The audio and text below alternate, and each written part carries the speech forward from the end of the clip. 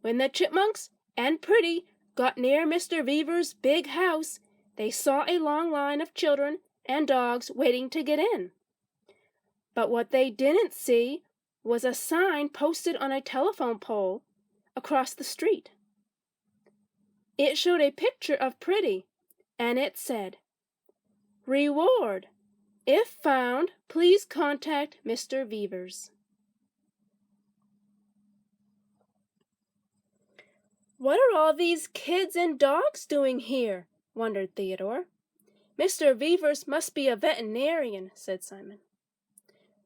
"Terrific," said Alvin. "If we have to wait in this line, we'll never have time to earn enough money for the Animal Society."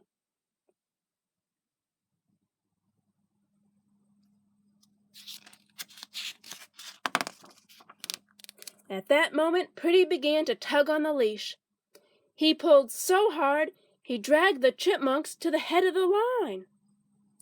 The butler was standing at the door. "Mr. Beavers will see the next person who claims to have found his dog," he announced.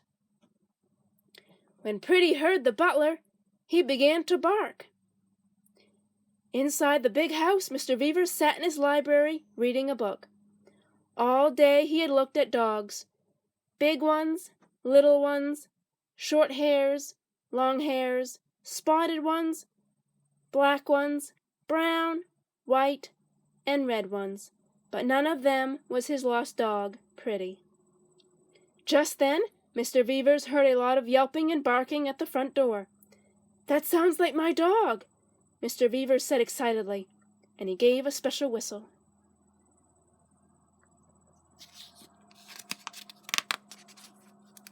When Pretty heard his master's whistle, he broke his leash and ran between the butler's legs. He raced through the house to the library and jumped into his owner's arms. "Pretty!" cried Mr. Beavers.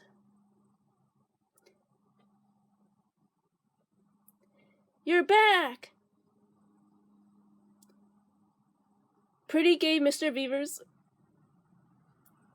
a big lick.